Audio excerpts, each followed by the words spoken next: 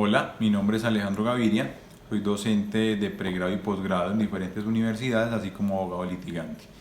En esta ocasión, Área Jurídica me ha invitado a explicar el tema de liquidación de perjuicios patrimoniales, asunto que se explicará haciendo uso de una pizarra digital, en tanto eso va a facilitar que todas aquellas personas que vean este video se sientan en una verdadera clase. Bueno, muchas gracias a Área Jurídica por esta invitación. Hoy vamos a liquidar perjuicios y en concreto perjuicios de carácter patrimonial, en tanto deben tener presente que los perjuicios extrapatrimoniales no se liquidan, sino que son cuantificados por el juez, bien sea mediante arbitrio judicial o mediante las tablas que se vienen aplicando por parte de los jueces administrativos.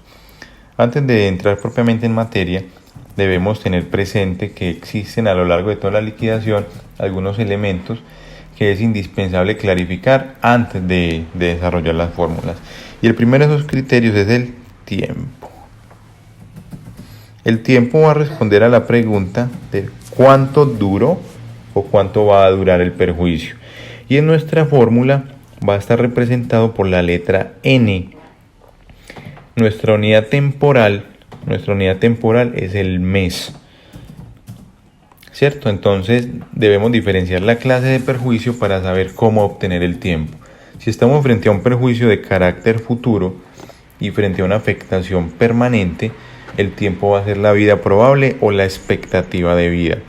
Mientras que si estamos en un perjuicio pasado, el tiempo o su duración se va a obtener por medio de una resta de fechas, para lo cual vamos a necesitar una fecha final y una fecha inicial. La fecha final va a ser la fecha de la liquidación, mientras que la fecha inicial va a ser la fecha en la cual se ha causado el perjuicio.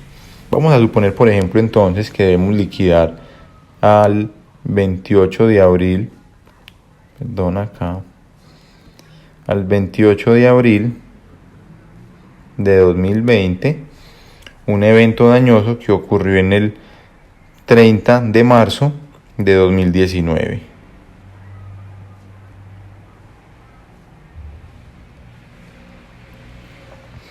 Tendríamos entonces dos fechas, como les indicaba, una final, que es la fecha en que se pide hacer la liquidación de perjuicios, que para nuestro ejemplo sería 28 de abril de 2020, y tenemos asimismo una fecha inicial, que es la fecha en la cual se ha causado el perjuicio, que también para nuestro ejemplo era el 30 de marzo. Entonces tenemos, si ustedes se fijan bien en la pizarra que tienen al frente, tenemos de los tres elementos de la fecha, que son año, mes y día, cada uno de los elementos ubicados en columnas, días con días, meses con meses, años con años. Entonces, en primera medida, cuando miramos las fechas, evidenciamos que de 28 no es posible descontar 30, razón por la cual vamos donde el mes y le decimos que nos preste un mes para poder hacer la resta. Pero tengan mucho cuidado porque él nos presta un mes, pero se lo va a prestar al día. En esa medida debemos convertir el mes a día, que son 30 días. Entonces tendríamos 30 días más 28, 58 menos 30, 28 días. Los meses, como prestaron uno, ya no quedan en 4 sino en 3, y 3 menos 3 da 0. Y los años, 2020 menos 2019, 1. Repito lo que acabo de hacer. Tenemos entonces que de 28 no se nos permite descontar 30. Bueno, aritméticamente eso daría un negativo, un menos 2, pero teniendo en cuenta que esto no es aritmética, sino que estamos estableciendo un tiempo, no es posible devolver el tiempo y por ello no podemos encontrar un número negativo. Eso implicaría entonces que a partir de ahí, como de 28 no puedo descontar 30, debo acudir a la unidad temporal más cercana, que es el mes, en este caso abril, para que nos preste un mes. Pero estando trabajando con el tiempo días, debemos convertirlo a días, que son 30. Entonces 30 más 28, que ya habían inicialmente, son 58, menos 30, 28. Los días nos quedan en 28. Los meses, teniendo en cuenta el mes que acabamos de prestar, solamente se descuenta ese mes, ya quedan 3 menos 3, 0. Y los años, 2020 menos 2019, 1. Entonces tendríamos, para recapitular, que del 30 de marzo de 2019 al 28 de abril de 2020 ha transcurrido un año y 28 días. Recordarán que les anticipaba que nuestra unidad temporal es el mes y para ello debemos hacer un cálculo muy sencillo que es, voy a borrar acá porque no se ve muy bien. Voy a multiplicar los años, se multiplican por 12 y los días se dividen entre 30.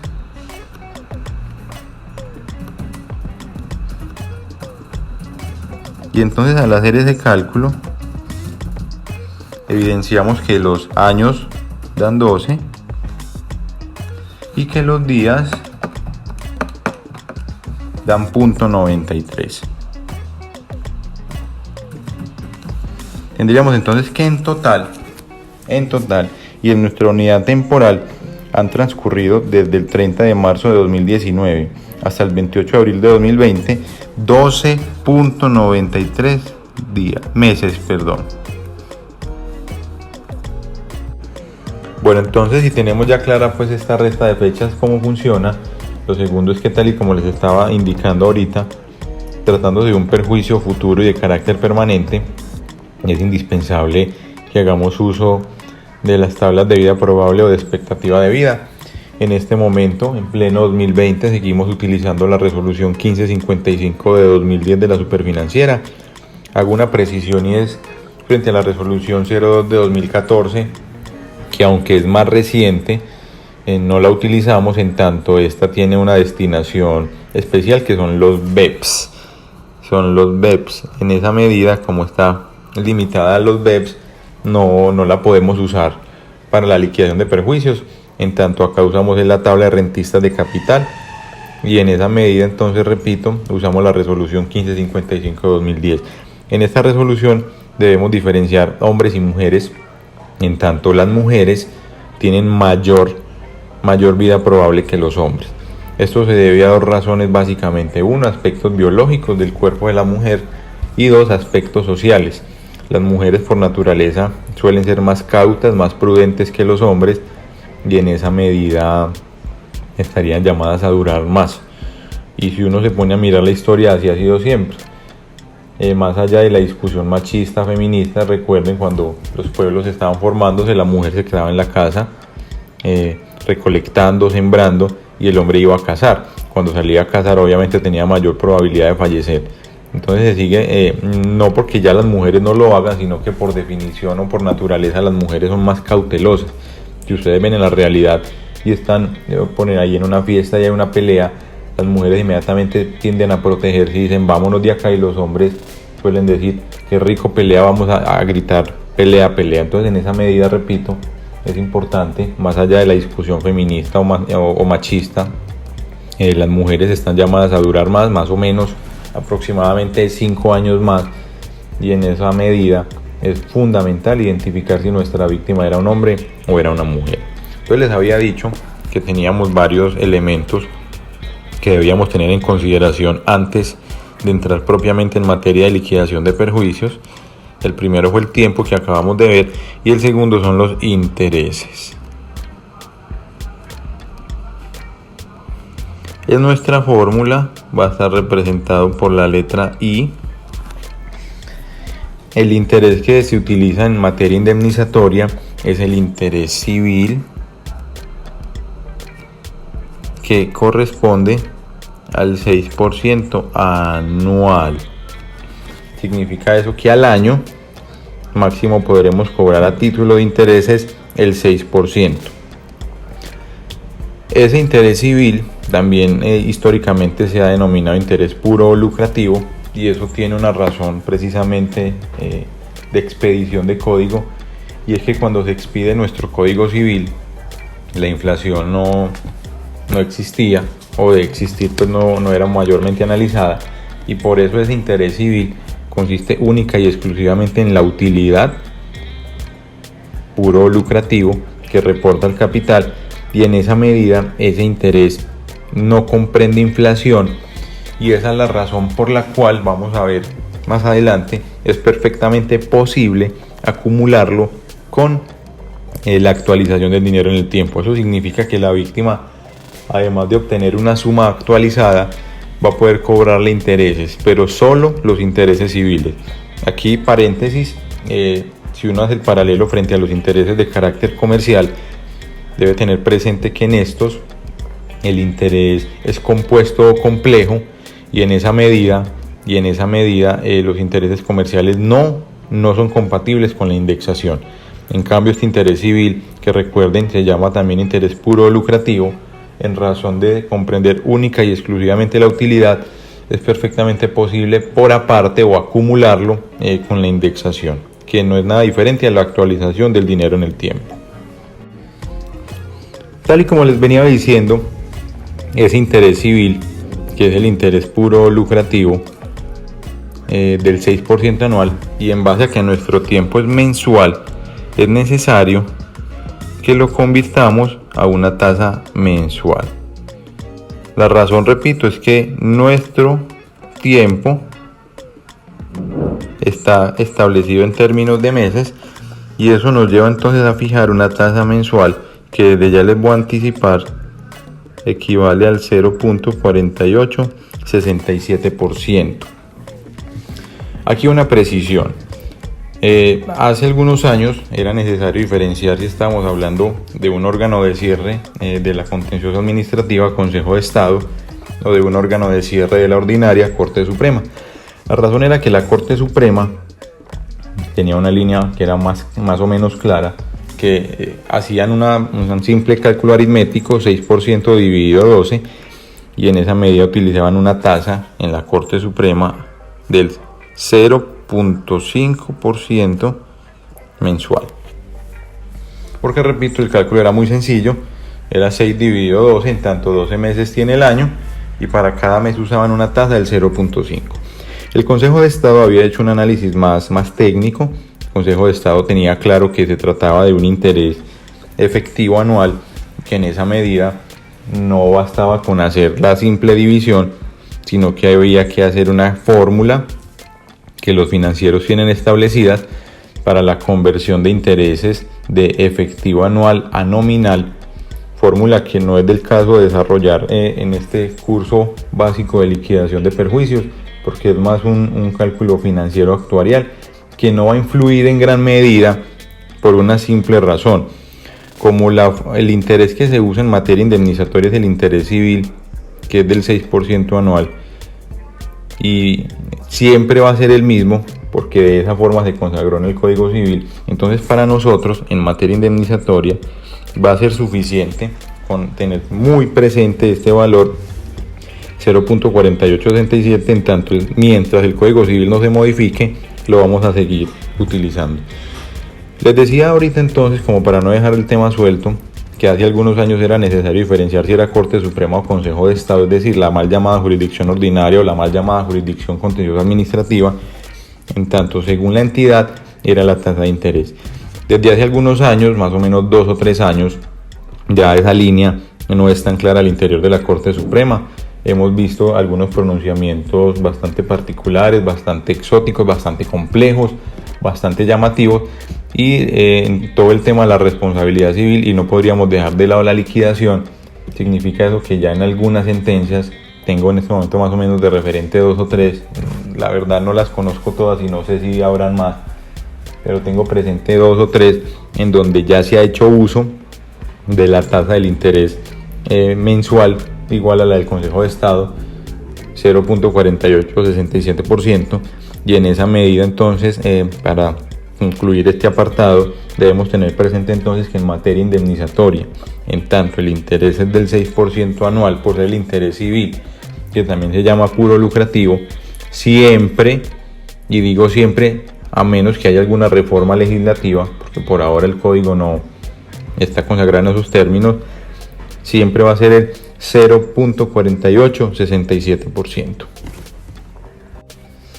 Nos quedan entonces faltando 2 elementos de estos que les anticipaba que iban a ser genéricos, y son el valor histórico y el valor actualizado. El valor histórico consiste en el valor del perjuicio en el momento en que se está causando, por allá, en el momento en que se lesiona aquello que está protegido por el ordenamiento jurídico, mientras que el valor actualizado ya es el perjuicio hoy en tiempo presente que lo estoy liquidando. Debemos tener en cuenta una cosa frente a estos perjuicios o frente a estos nombres que estoy exponiendo en este momento, toda vez que, como ustedes bien saben, según la entidad respectiva, va a ser el nombre que se le dé al perjuicio. ¿Qué significa eso? Que, por ejemplo, el Consejo de Estado prefiere hablar de renta histórica y de renta actualizada en vez de valor histórico y valor actualizado.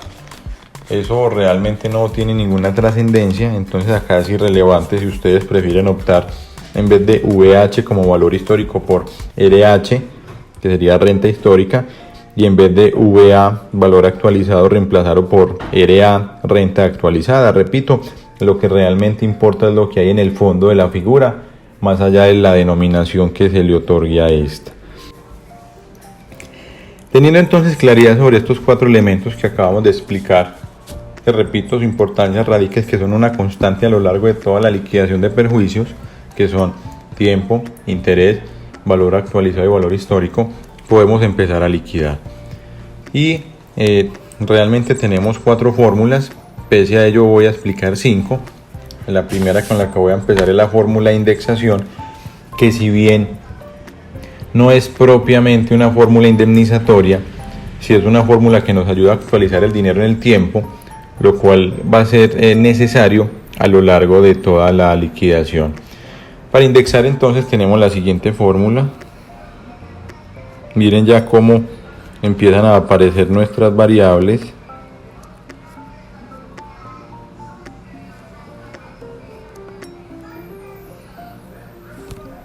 Tenemos que valor actualizado es igual a valor histórico, que multiplica, y acá antes de continuar preciso que en esta fórmula es la única fórmula en donde la I no significa interés, sino que en esta fórmula la I significa índices de precios al consumidor, y en concreto índice final, índice inicial.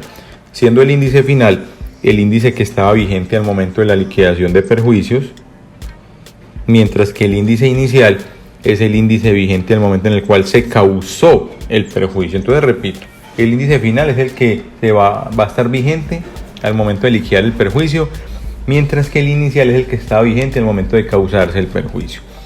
Los índices de precio al consumidor, los IPCs, son certificados por el DANE, lo hace de manera mensual, pero tiene una particularidad, es que lo hace mes vencido. Lo hace mes vencido porque solamente cuando el mes se acaba puede identificar la variación que sufrió en el respectivo mes, el IPC.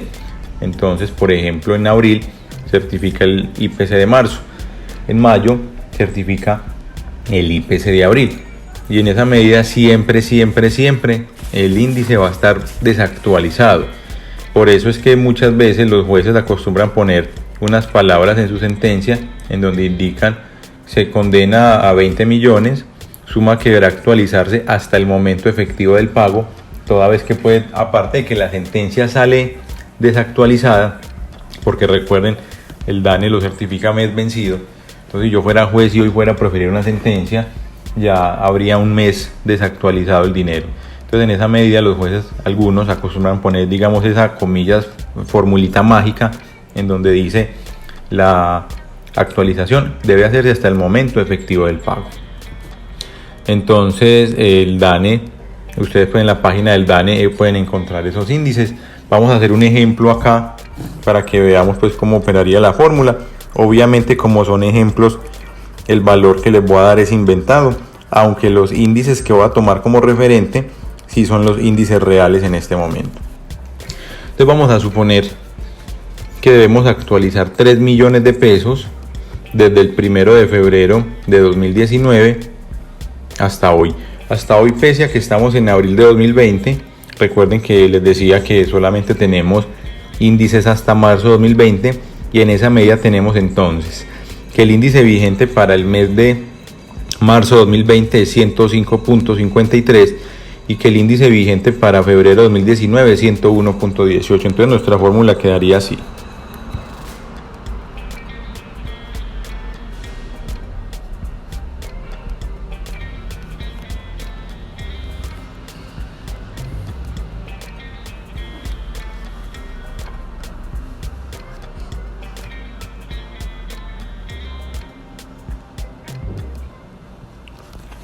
Leo la fórmula: valor actualizado es igual a 3 millones que multiplica el producto de la división entre 105.53 y 101.18. Aquí les hago una precisión, y es que en la medida de lo posible tratemos de trabajar con al menos 6 decimales. La razón es que son números muy pequeños y entre más decimales utilicemos, más exacta va a ser la liquidación de perjuicios. Entonces voy a continuar con el siguiente paso, que es hacer la división.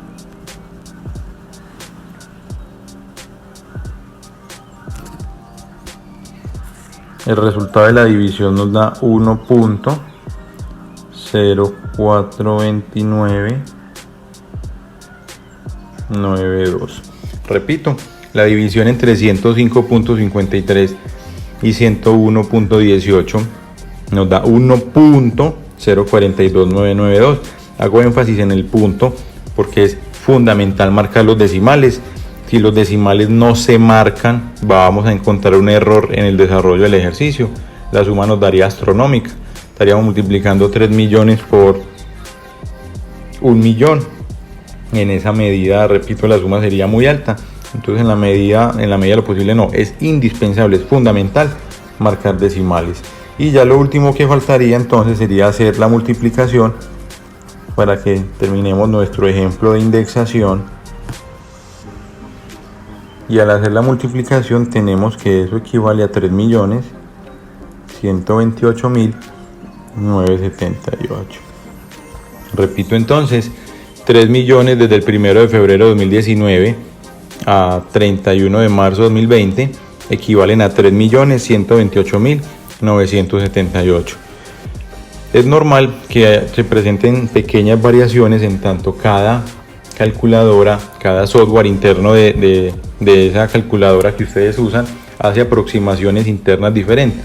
Entonces en esa medida es normal que algunos les dé 3.127.000 o 3.130.000. Son unas diferencias mínimas que, repito, son absolutamente irrelevantes. Con relación al daño emergente, tenemos que su fórmula es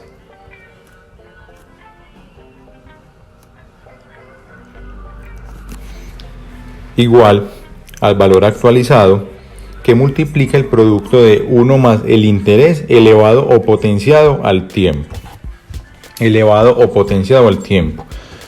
Recuerden lo que les decía ahora con relación al Consejo de Estado, en tanto que cada entidad puede cambiar el nombre. De hecho, hay autores que prefieren llamar a esta fórmula, más que daño emergente consolidado, suma única pasada.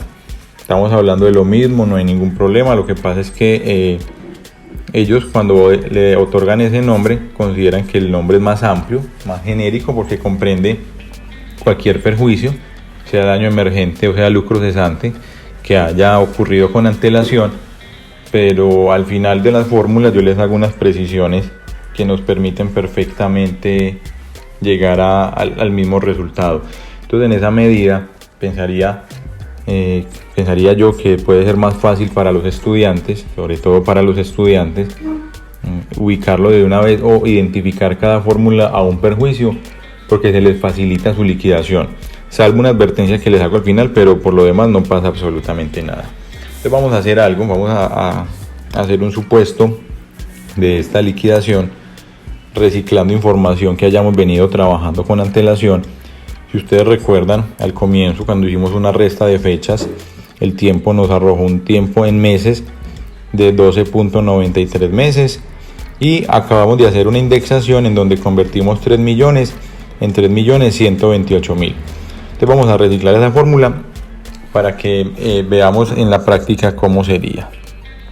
Voy a borrarla toda porque la escribí muy grande para que sea más práctico. Entonces tenemos DEC es igual a 3.128.978 que multiplica, voy a escribirlo abajo entre paréntesis para que el espacio no nos falte. Recuerden que el interés civil es una constante, y en esa medida siempre va a ser 0.4867%, y ahí está potenciado o elevado al tiempo, que es 12.93. Repito, en nuestro ejemplo estas sumas no las trae pues de la nada. Si ustedes recuerdan las partes previas de este video, recordarán que acabamos de indexar 3 millones y eso nos dio un saldo de 3.128.978, mientras que acabamos de hacer también hace algún tiempo una resta de fechas que nos arrojó 12.93 meses. Entonces lo primero que hay que hacer, recuerden que cuando hay signos de agrupación vamos de adentro hacia afuera, significa que lo primero es resolver el paréntesis y para ello es necesario hacer la suma. Y deben tener presente que antes de hacer la suma tenemos que eliminar el %. ¿Y cómo eliminamos el %? Dividiendo entre 100. Entonces hago aquí una especie de paréntesis para explicarlos. 0.4867% es igual a 0.4867 dividido 100 y eso es igual a 0.004867. Entonces repito, para eliminar el %, debemos dividir entre 100 y eso nos dice entonces que 0.4867% es lo mismo que 0.4867 dividido 100, que es lo mismo que 0.004867. Y ya con esa suma, que es el interés sin el porcentaje, hacemos la suma y luego lo elevamos a la potencia. Entonces vamos a proceder. Borro acá para que podamos proseguir.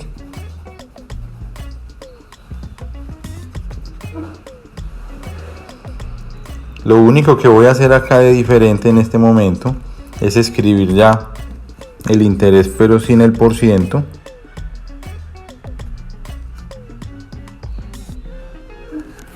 Miren cómo el número es básicamente el mismo. Cambien la ubicación del decimal 0.004867. Obviamente el paso que sigue es muy sencillo porque es realizar esa suma. 1 más 0.004867 nos va a dar 1.004867. Lo voy a borrar en este momento para que prosigamos.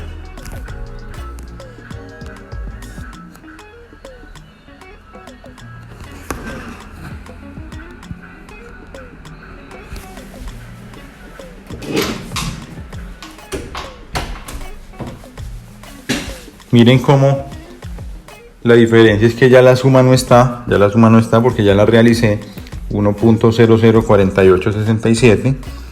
En este momento lo que voy a hacer es elevar a la potencia el resultado para que finalmente hagamos la multiplicación y de esa forma encontremos nuestro daño emergente consolidado.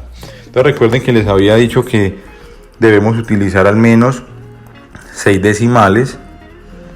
Entonces cuando multiplicamos ese número a la potencia nos da 1.064790072 y finalmente cuando ya lo multiplicamos por nuestro valor actualizado tendríamos finalmente entonces que ese daño emergente tuvo un costo de 3.331.705 pesos. Y si bien a lo largo de nuestra fórmula expresamente les indiqué que debíamos ser muy exactos con los decimales, en el resultado final no es tan necesario. Por eso ustedes ven, y si están contrastando el desarrollo de este ejercicio con sus propias calculadoras, que aproximé el resultado final. Porque ya 1 centavo, 10 centavos, 1 peso en 3.300.000 finalmente es absolutamente irrelevante. Mientras que un decimal es muy necesario. Vamos a ver entonces con la fórmula del daño emergente futuro. Y van a ver que es muy similar a la anterior, pero con una diferencia, y es que acá en vez de multiplicar divide. La razón, piensen en esto: cuando el perjuicio es consolidado significa que ya se causó.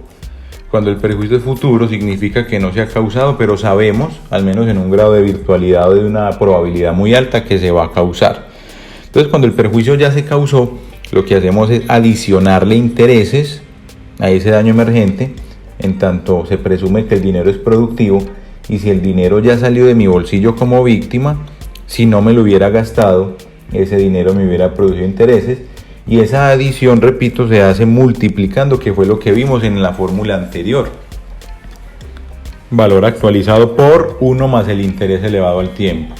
La razón de eso, entonces, repito, es que simplemente, como ya me gasté el dinero, debo sumarle los intereses, adicionárselos, y eso se hace por medio de una multiplicación. Mientras que, con relación al daño emergente futuro, el perjuicio todavía no ha ocurrido, el perjuicio no se ha generado porque no he desembolsillado el dinero, y en esa medida lo que se hace es el descuento por el pago anticipado. Es un descuento financiero por pagar antes de tiempo, por ejemplo.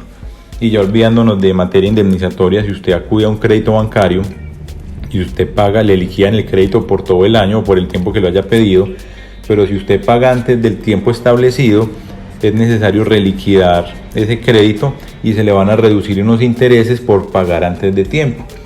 Entonces, ya trayendo ese análisis a materia indemnizatoria, el supuesto es exactamente igual. El responsable está pagándole a la víctima un perjuicio que todavía no se le ha causado, y en esa medida, por pagarle antes de tiempo, es necesario descontarle los intereses por ese pago anticipado. Entonces, esa es la razón por la cual en la fórmula anterior se multiplicaba y acá se divide. Frente a esta fórmula, tengan presente que, igual como les anticipaba ahora, hay autores que prefieren denominarla suma única futura, más que daño emergente futuro, en tanto comprende también daño emergente y lucro cesante. Entonces, vamos a desarrollar algún supuesto con valores inventados. Cada perjuicio, recuerden que es autónomo el uno del otro, y por eso no necesariamente los valores pueden coincidir, no necesariamente deben coincidir, ¿cierto? Entonces vamos a ver el supuesto, daño emergente futuro. Vamos a inventarnos que nuestra víctima requiere incurrir en un gasto de 5 millones, que debe hacerlo al cabo de 36 meses. Entonces vamos a inventarnos la fórmula. Tenemos 5 millones y tenemos que el interés es 0.4867%. Recuerden que mientras no se modifique el código, el interés va a ser el mismo, y nuestro tiempo, como era 3 años, es 36. 3 años convertido a meses da 36. Recuerden que se multiplicaría 3 por 2 y nos da 36. Entonces, miren la fórmula como quedaría. Daño emergente futuro es igual a 5 millones que divide 1 más el interés elevado al tiempo. El paso que sigue, pues ya no voy a hacer la conversión de la misma forma en que la hice en el paso anterior. De una vez me voy a ir para la suma. Es decir, voy a mostrar el valor como queda después de realizada la suma, lo cual exige previa conversión.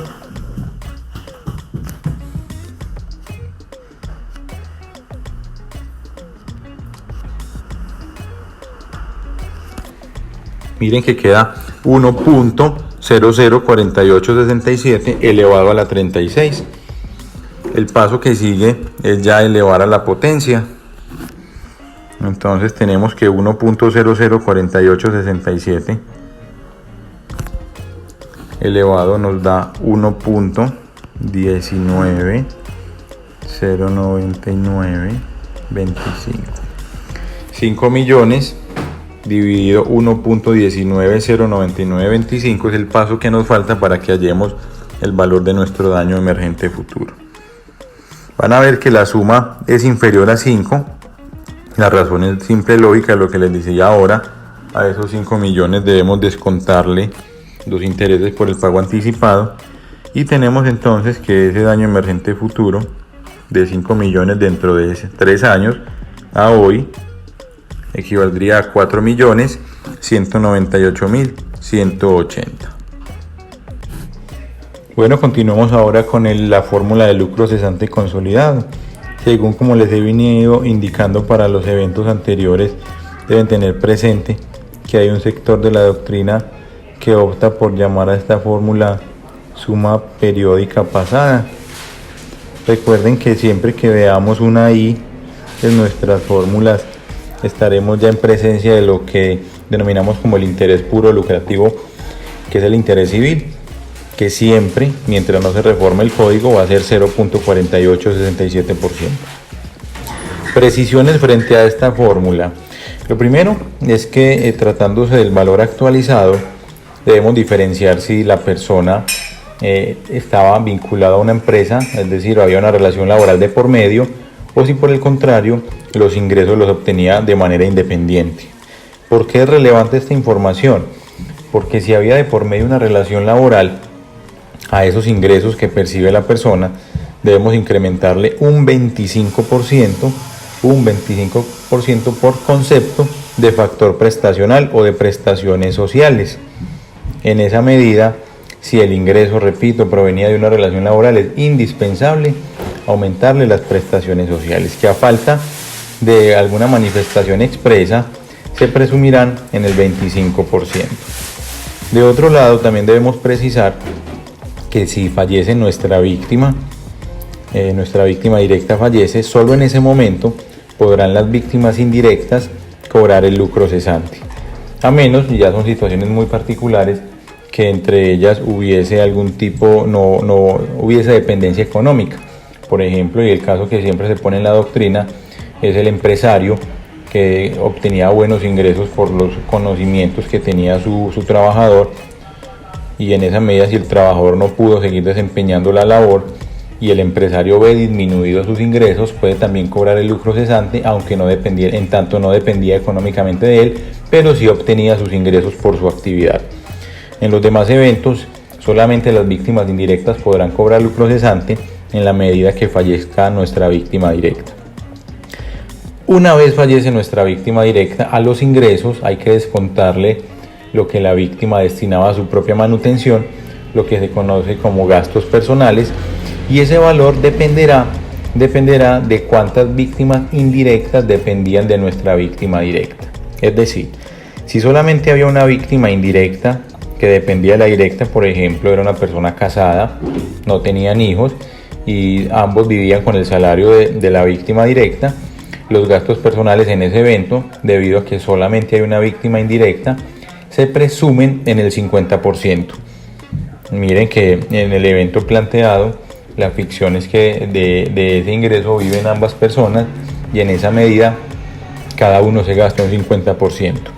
Por el contrario, si dependían de la víctima directa más de una víctima indirecta, de dos en adelante, ya no importa su número, se presume, también es una ficción, en el 25%. Entonces vamos recapitulando. En primera medida, hay que incrementarle las prestaciones sociales siempre que hubiera relación laboral.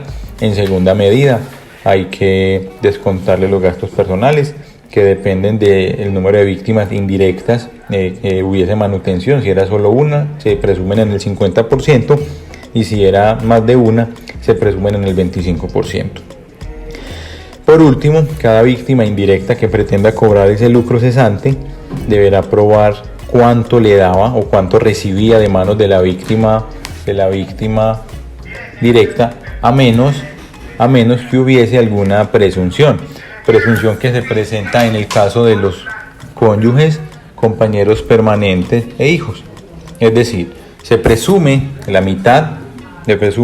la víctima directa sostiene a su pareja y a sus hijos, y se presume como mitad para la pareja y la otra mitad entre el número de hijos, sin importar cuánto. Por ejemplo, si después de hacer el incremento y las deducciones que acabamos de enunciar, que queda 1.000.000 de pesos, en ese evento tenemos que la mitad es para la pareja, 500.000, y la otra mitad, los otros 500, entre todos los hijos que haya tenido. Si tuvo 5 hijos, a cada uno 100.000. Si tuvo 2 hijos, a cada uno 250.000. Y si solo tuvo un hijo, en este evento será la mitad para la pareja y la otra mitad para el hijo. Será por partes iguales. Bueno, vamos ahora a proceder con nuestro ejercicio de práctica de lucro cesante consolidado. Recuerden que la fórmula nos pide en primera medida un valor actualizado. Vamos a suponer en este ejemplo que nuestra víctima directa se ganaba 2 millones de pesos y que se los ganaba producto de una relación laboral, evento en el cual deberemos entonces incrementarle las prestaciones sociales, que al no haber dicho nada se presumen en el 25%. Y tenemos entonces que el 25% el 25% de 2 millones de pesos es 500.000, y si a eso le sumamos los 2 millones de ingreso base, tendríamos que nuestro valor actualizado asciende a 2.500.000. Teniendo esto claro, podemos proceder a utilizar nuestra fórmula de de lucro cesante consolidado, y teniendo en cuenta que vamos a reutilizar o a reciclar, entre comillas, información anterior, vamos a tomar el tiempo que hallamos al comienzo de este video, que recuerden nos había dado 12.93 meses. Entonces, si reemplazamos en nuestra fórmula, tendríamos que sería así.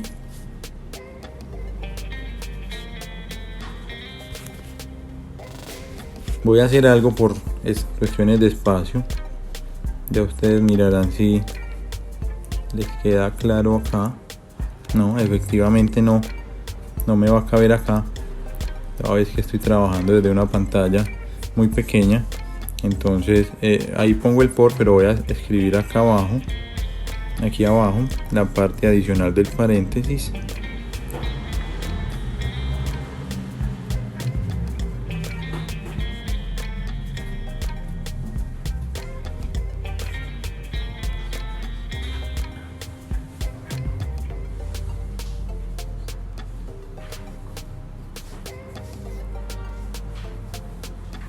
Miren cómo esto realmente se va volviendo muy repetitivo, muy operativo.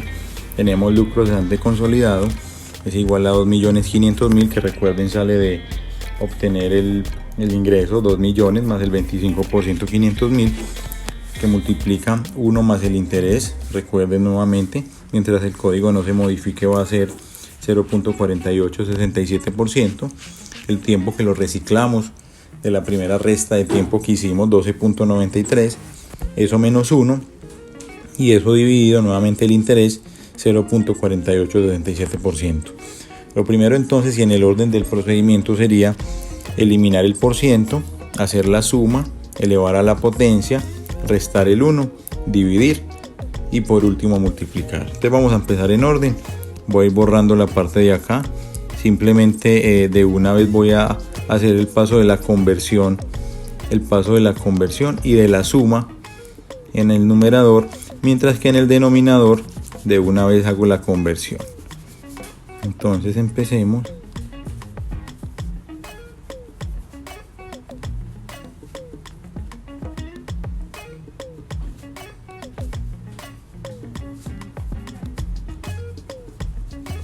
Miren, 1.004867, eso elevado a la 12.93 menos 1, y eso dividido 0.004867. Por ahora lo que voy a hacer es la potencia, entonces voy a borrar esta parte. Recuerden, 1.004867 elevado o a la potencia de 12.93. Lo demás va a seguir igual hasta tanto no avancemos con el resto del procedimiento. Eso nos da 1 punto. Recuerden usar al menos 6 decimales.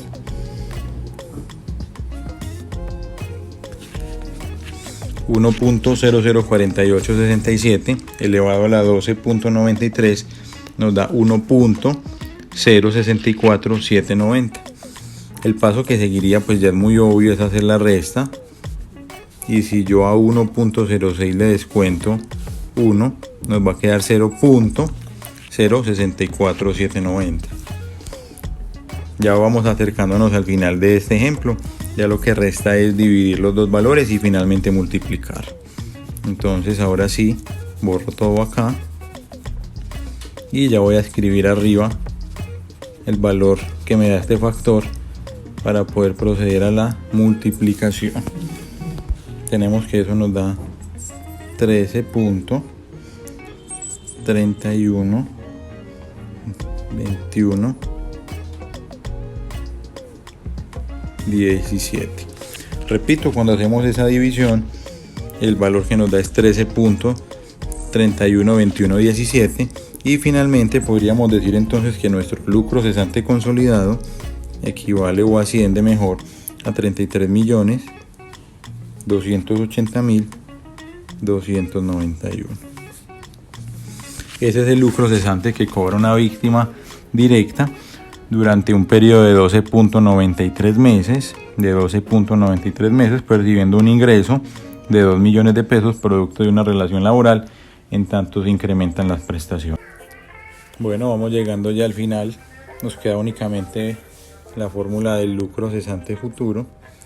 Para algunos prefieren llamarla suma periódica futura. Recuerden que la distinción o la denominación es irrelevante, en tanto no aporta nada a la discusión, salvo unas precisiones que después de resolver este último ejercicio les voy a hacer, que son genéricas a todas las fórmulas. Si ustedes ven la fórmula, vuelven a estar presentes los elementos: valor actualizado, interés, tiempo, para tener en cuenta todo lo que dijimos del valor actualizado en la fórmula anterior es procedente en esta fórmula. Eso significa relación laboral, se le suman las prestaciones, en caso de fallecimiento se le descuentan los gastos personales. Acá el tiempo, cada víctima indirecta que pretenda cobrar tendrá que probar, salvo que goce de alguna presunción.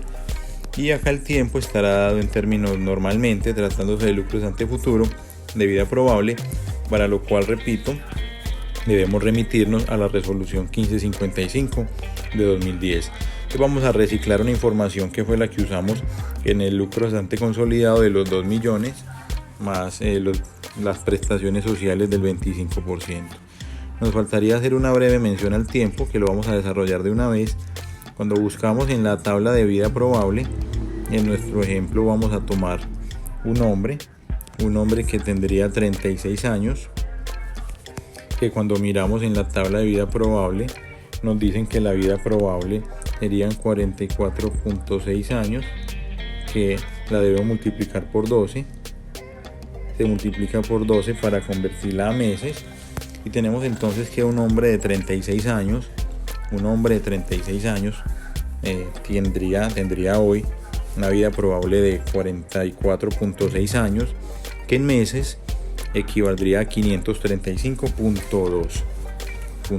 Listo. Entonces voy a borrar acá y procedemos con nuestra fórmula.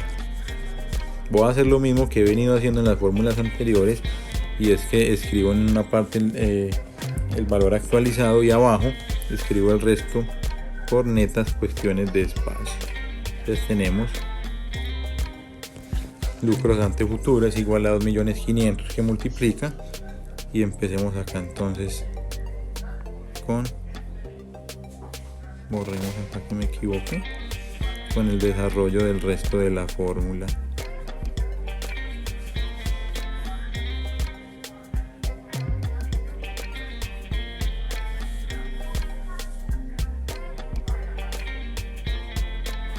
Miren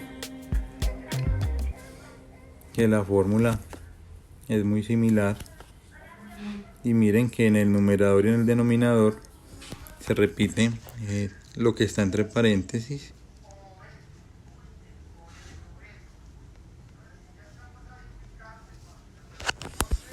Tenemos entonces que en el factor que va a multiplicar es 1 más el interés elevado a la 535.2, eso menos 1 en el numerador, mientras que en el denominador tenemos 0.4867%, que multiplica a sí mismo a 1 más el interés elevado al tiempo.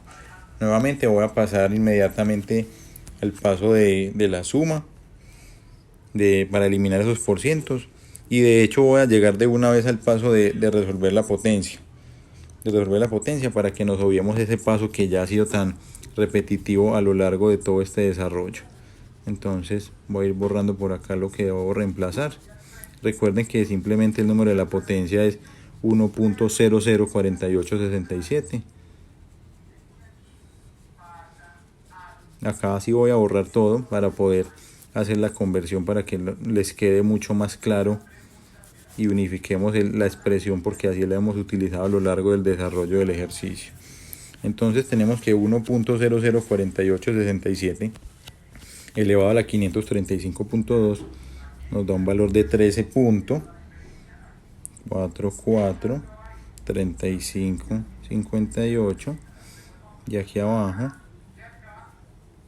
al dividir entre 100 para eliminar el por ciento, nos queda 0.004867. Ya acá voy a borrar el corchete final simplemente por orden para que se vea un poco más organizado. Nos quedaría el número exactamente igual. Ya lo que falta es hacer la resta, la multiplicación, luego divido y la multiplicación final. Entonces obviamente, como ocurre en la fórmula anterior, cuando a 13 le restamos 1, nos va a quedar 12 y los mismos decimales. Ya en el denominador sí hay que hacer una operación no más compleja, sino que no se nos permite pues reutilizar tanto la información. Acá simplemente reemplaza el 3 por un 2, mientras que en el denominador nos da 0.065 430. Entonces debo hacer la división entre ambos valores. Voy a corregir este 0 para que visualmente sea más claro. 12.443558 que divide, a 0.065430, que es lo que voy a hacer en este momento. Borro acá.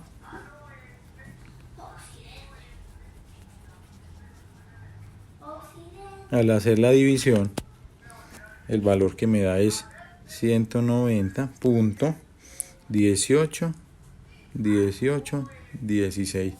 Y el resultado de esa multiplicación nos da el valor del lucro cesante futuro: 475.454.560 pesos. Ese es el valor de nuestro lucro cesante futuro. Ya para terminar, les hago unas precisiones finales que les anunciaba desde el comienzo, y es que deben tener presente que aunque algunos autores le cambian el nombre a la fórmula, eso tiene una razón de ser, y es que si bien lo usual es que el lucro cesante sea periódico, podremos encontrar supuestos en donde el lucro cesante no se genere de esa forma. Por ejemplo, el caso del músico que tenía una presentación y que en razón de la presentación que no la pudo hacer por una lesión corporal, se priva de ese ingreso. Ese lucro cesante, pese a ser un lucro cesante, lo podemos liquidar perfectamente con la fórmula del daño emergente, por no ser periódico, mientras que hay daños emergentes, precisamente, que en caso contrario, por ser periódicos, deben liquidarse con la fórmula del lucro cesante. Por ejemplo, si a mí me causan una lesión corporal y requiere un medicamento para el resto de la vida, ese medicamento es un daño emergente, pero por ser un gasto periódico se puede liquidar con la fórmula de los lucros cesantes. Eso es lo primero que quería precisarles. Lo segundo es que el acrecimiento, si bien no tiene una fórmula específica de liquidación, ya nuestra jurisprudencia lo viene aplicando, y el acrecimiento consiste en que a medida que alguna víctima indirecta vaya perdiendo su derecho, su cuota acrece la de las demás víctimas indirectas. Recuerden que ahora, por ejemplo, les indicaba que si yo tengo una esposa y 2 hijos, mis ingresos después de incremento de prestaciones y deducción de gastos personales se distribuyen mitad pareja, mitad entre hijos, y en esa medida, cuando alguno de mis hijos alcance los 25 años de edad, su cuota o su porción no se pierde, sino que acrece a la de mi otra hija. Entonces, por ejemplo, yo me ganaba 1 millón, ya después de incrementar y deducir, se presumirían 500.000 para mi esposa y 250.000 para cada una de mis hijas. Cuando ya la mayor pierda su derecho por haber cumplido 25 años, esa cuota pasaría a engrosar la cuota de la hija menor, y entonces ya serían luego 500.000 y 500.000. Y al final, ya cuando mi hija menor pierda su derecho, su cuota acrecienta o acrece la cuota de la mamá. Teniendo pues ya estas precisiones finales, nuevamente reitero mis agradecimientos a Área Jurídica por su invitación, y espero que esto les haya quedado claro. Muchas gracias y que estén bien. Bueno, espero que les haya quedado suficientemente el tema expuesto, así como los respectivos ejemplos. No obstante, soy consciente de la dificultad que esta temática puede representar no solo para los estudiantes de pregrado y posgrado, sino también en algunos casos para los operadores judiciales y como los abogados litigantes. Es por eso que mi recomendación siempre es liquiden. Liquiden porque entre más liquiden, más fácil se les va a realizar, se les va a hacer el procedimiento. Muchas gracias y hasta una próxima ocasión. Que estén bien.